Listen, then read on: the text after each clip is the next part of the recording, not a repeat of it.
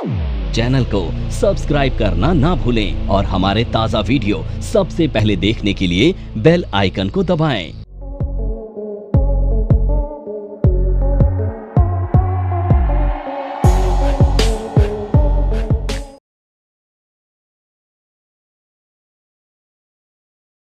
तो अगला सेक्टर है ऑटो सेक्टर। तो देखो ऑटो सेक्टर काफ़ी राइज कर चुका है पिछले 2 सालों में, 2 से 3 सालों में इनफैक्ट। अभी भी पोटेंशियल ना बहुत ज़्यादा है। क्यों है वो मैं बताता हूँ आपको। देखो हमारे देश में एग्जाम्पल के तौर पर मान लेते हैं, देखो एग्जैक्ट फिगर तो मेरे पास भी नहीं है पर फिर भी मैं मान लेता हूँ, हमारे देश में 20 करोड़ व्हीकल्स हैं, जिसमें से 15 करोड़ प्राइवेट हैं, जैसे आप लोगों के पास जो गाड़ियाँ हैं, क्योंकि एक के पास 4-4 गाड़ियाँ भी हैं, है ना, और 5 करोड़ पब्लिक ट्रांसपोर्ट है। ठीक है, अब ये सारे के सारे नए तो हैं नहीं, इनमें से कई ट्रांसपोर्टेशन के जो क्या है वे व्हीकल्स जो हैं, इनमें से ज़्यादातर व्हीकल जो हैं जो सरकार के पास है वो पुराने हैं, जो एक्सपायर होने वाले हैं बहुत जल्दी, हो सकता है। एंड बहुत सारे लोगों के पास डीजल गाड़ियाँ भी होंगी जो एक्सपायर हो जाती हैं। तो अब ये रिप्लेस होगा। मान लेते हैं आपके पास जो गाड़ियाँ हैं ना वो 2 साल में 1 साल में एक्सपायर होने वाली, एग्जाम्पल के तौर पर समझ लो।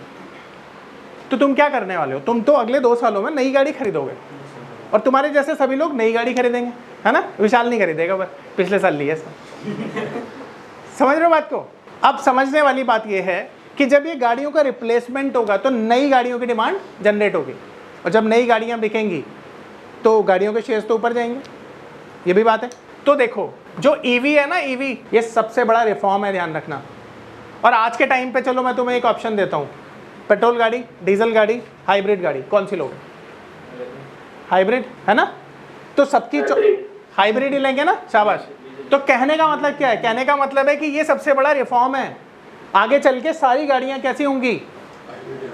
इलेक्ट्रिक व्हीकल ही होंगी या हाइब्रिड होंगी। हरी बात समझ में? तो कहने का मतलब है ये इसके लिए बहुत बड़ी अपॉर्चुनिटी है। आधी तो बन चुकी है, आधी अभी बाकी है। देखो सेकेंड जो चीज़ है ना जो इम्पैक्ट करती है ऑटो सेक्टर को, वो है इंटरेस्ट रेट। तो जब भी इंटरेस्ट रेट लो होता है ना, ये पॉजिटिव माना जाता है, क्योंकि आप जानते हो 90% लोग क्या करते हैं, लोन पे ही लेते हैं ना। अगर आपने 1 करोड़ की गाड़ी ली तो आप लोन पे ही लोगे। वो ऐसा नहीं कि आपके पास पैसा नहीं है, पर इतना वाइट का पैसा दिखाओगे कैसे? तो मुद्दा यही है, ठीक है। तो इसलिए लोन पे लेना मजबूरी होती है सबकी। तो लोअर इंटरेस्ट रेट पॉजिटिव माना जाता है। डिस्पोजेबल इनकम पॉजिटिव मानी जाती है इसके लिए, हाई डिस्पोजेबल इनकम हमेशा पॉजिटिव मानी जाएगी, ठीक है। और देखो फेस्टिवल पे लोग ज़्यादा गाड़ियाँ खरीदते हैं, जब दिवाली आती है टाइप, तो ये पॉजिटिव माना जाता है। तो ये 4 फैक्टर इसके लिए पॉजिटिव माने जाते हैं। और 5वां फैक्टर है, बताता हूँ, 5वां फैक्टर है ऑटो सेल्स नंबर, जिससे आपको पर्टिकुलर पता चलेगा कि गाड़ियों की बिक्री कैसे हो रही है, तभी तो आप आगे का अंदाजा लगाएंगे। तो अगर ऑटो सेल्स इंक्रीज हो रही है ना, जो कि आती है हर महीने की पहली तारीख को, ऑटो सेल्स के फिगर आते हैं, महिंद्रा ने इतनी गाड़ी बेची, टाटा ने इतनी बेची, फलाने ने इतनी बेची, इस तरह से। और क्रूड ऑयल प्राइसेस भी कहीं ना कहीं इम्पैक्ट करते हैं, ठीक है। तो क्रूड प्राइसेस पर अब ये फैक्टर ना बहुत थोड़ा रह गया। पूछ क्यों? क्योंकि आजकल ईवी बहुत आ गई है, 20% तो इंडिया में भी चलने लगी गई हैं, है ना। 2-3 साल बाद ये फैक्टर खत्म ही हो जाएगा। तो ये 6 फैक्टर आप ध्यान रखेंगे जब भी आप ऑटो शेयर को क्या करेंगे, आइडेंटिफाई करेंगे। आगे चलें, रियल एस्टेट। देखो ये सेक्टर भी काफ़ी चल चुका है, तो मैं बोलूँगा अवॉइड करना है इसको। बहुत ज़्यादा आपने मोटिवेट होकर ज़्यादा इन्वेस्ट नहीं करना है इसमें। बट रियल एस्टेट और इंफ्रा थोड़ा सा कनेक्टेड ही है, तो जो इसके लिए इम्पॉर्टेंट है वही उसके लिए भी होगा। नॉर्मली आप देखो कि हमारे देश में जो हमारी सरकार की पॉलिसी है वो गरीबों को घर देने की है। तो अभी भी हमने देखा कि जब ये बीजेपी गवर्नमेंट तीसरी बार फॉर्म हुई तो इन्होंने सबसे पहला जो फैसला लिया 5 करोड़ गरीबों को घर बनाने का लिया। तो घर किससे बनता है? सीमेंट से बनता है ना। ये सीमेंट इंडस्ट्री के लिए ज़्यादा अच्छा है, क्योंकि घर तो सरकार बना के दे रही है, तो सीमेंट तो यूज़ होगा ही होगा, समझ रहे हो। लेबर को काम मिलेगा ही मिलेगा, पर ये घर तो बहुत सस्ते मिलेंगे ना उनको। इनफैक्ट घर गाँव में तो छोटी सी ज़मीन है, उनके पास घर बनवा रहे हैं वो। तो एसोसिएटेड इंडस्ट्री को ज़्यादा काम मिलेगा, बल्कि किसको काम कम मिलेगा? रियल एस्टेट को। पता है क्यों? क्योंकि जब सबके पास अपने घर हो जाएंगे तो ये बिल्डर्स तो करोड़ों के घर बेचते हैं ना, इनके घर कौन खरीदता है? कम ही लोग खरीद पाते हैं।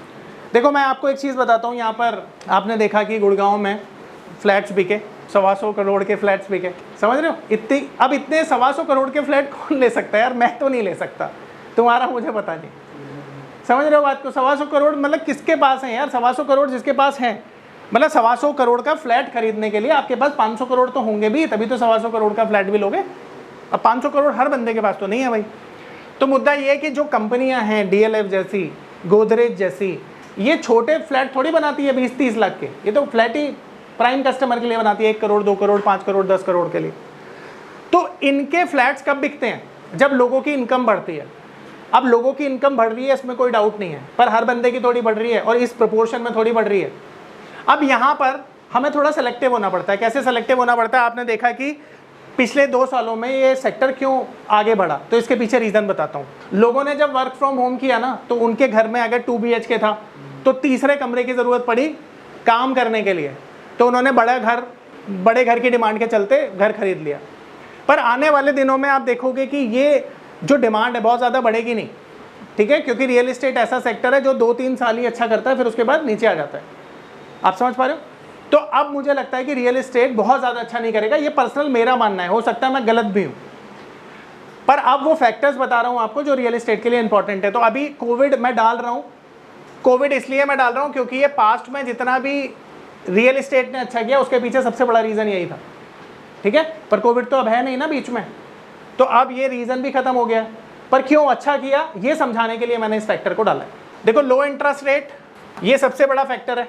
फेस्टिवल पे लोग घर खरीदते हैं, जैसे गाड़ियाँ खरीदते हैं, तो ये पॉजिटिव है। डिस्पोजेबल इनकम जब बढ़ती है तब भी लोग घर खरीद लेते हैं। तो ये 4 फैक्टर्स बहुत अच्छे हैं। और एक और चीज़ बता देता हूँ आपको, जो ओल्ड रिजीम है उसमें जो भी घर खरीदता है उसको एक रिबेट मिलता है, आपको पता है, ठीक है। तो टैक्स रिबेट मिलती है, इसलिए भी लोग खरीदते हैं। तो अगर बजट में कोई भी टैक्स रिबेट हाइक हो जाती है तो इसके लिए पॉजिटिव रहेगा, ध्यान रखना, ठीक है। लोग टैक्स बचाने के लिए घर खरीदते हैं, ये भी एक अटल सत्य है। आ रही मेरी बात समझ में? मार्केट स्टेबिलिटी से देखो, बेसिकली अगर मार्केट ज़्यादा स्टेबल हो गई तब भी नहीं होगा। पूछो क्यों? इसलिए नहीं होगा क्योंकि वो मार्केट में पैसा आ जाएगा, ठीक है। क्योंकि देखो, इससे ज़्यादा पैसा तो तुम स्टॉक्स में बनाओगे ना, इसमें तो पैसा डबल होता है तुम्हारा 1 साल में, उसमें 1 दिन में डबल हो जाता है। आ रहा है समझ में? कितने सेक्टर्स हो गए? 6 सेक्टर हो गए, ठीक है। अब अगला सेक्टर IT। देखो, IT एक मेजर सेक्टर है। क्यों है मेजर पता है? इसलिए मेजर सेक्टर है क्योंकि IT के बिना कोई बिजनेस नहीं चल सकता। मानते हो? आज आप एक बिजनेस शुरू करो, उसको चलाने के लिए आपको IT की ज़रूरत पड़ेगी। वेबसाइट डेवलप करोगे, सोशल मीडिया के थ्रू और खर्चा करोगे, तो सब IT का ही पार्ट है।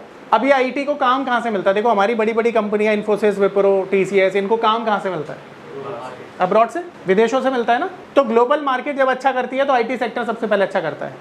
तो ग्लोबल मार्केट जब भी अच्छा करेगी ना, IT सेक्टर अच्छा करेगा। बिजनेस करने के लिए लो इंटरेस्ट रेट चाहिए, तो लो इंटरेस्ट रेट IT के लिए भी अच्छे रहते हैं, क्योंकि जब लो इंटरेस्ट होंगे तो लोग क्या करेंगे? बिजनेस शुरू करेंगे, ठीक है। सो ये 2 फैक्टर्स मेजर फैक्टर है। IT एवरग्रीन सेक्टर होता है, हमेशा पोर्टफोलियो में रखना चाहिए। अब बात करते हैं फार्मा की। देखो, फार्मा कंपनियों वैसे तो मुझे काफ़ी चैलेंजिंग लगती है, बट फार्मा कंपनियों ने भी बहुत अच्छा किया था कोविड के टाइम पर, ठीक है। पर फार्मा कंपनियों के लिए कुछ चीज़ें बड़ी इंपॉर्टेंट होती है, जैसे किसी भी नई दवाई के लिए पेटेंट मिलना। देखो, पेटेंट मिलता है तो नई मार्केट मिल जाती है, नई दवाई मिल जाती है, नया रेवेन्यू आता है, तो पेटेंट बहुत पॉजिटिव होता है। ये एक्सपोर्ट करती हैं ज़्यादातर दवाइयाँ, तो एक्सपोर्ट से इनके पास क्या रेवेन्यू जनरेट होता है? डॉलर। तो अगर स्ट्रॉन्ग डॉलर है तो भी इनके लिए पॉजिटिव रहेगा, ठीक है। तीसरा नेगेटिव पॉइंट जो सबसे ज़्यादा नेगेटिव है, देखो, ये अपनी दवाइयाँ US में एक्सपोर्ट करती हैं, तो US की जो एक तरह से रेगुलेटरी अथॉरिटी है उसे कहते हैं हम US FDA। तो ये जो US FDA है, ये इनकी लेबॉर्ट्री को क्या करती है? ऑडिट करती है। तो ऑडिट करने पर अगर कोई खामी पाई जाती है ना, तो ये ऑब्जर्वेशन रेज कर देती है उस प्लांट के लिए। तो जब भी US FDA ऑब्जर्वेशन देती है तो ऑब्जर्वेशन हमेशा नेगेटिव माने जाते हैं, ध्यान रखना। जब भी ऑब्जर्वेशन रेज होंगे, शेयर का प्राइस कहाँ जाएगा? नीचे, ठीक है। तो फार्मा कंपनी के लिए ये 3 फैक्टर्स मोस्ट इंपॉर्टेंट माने जाते हैं।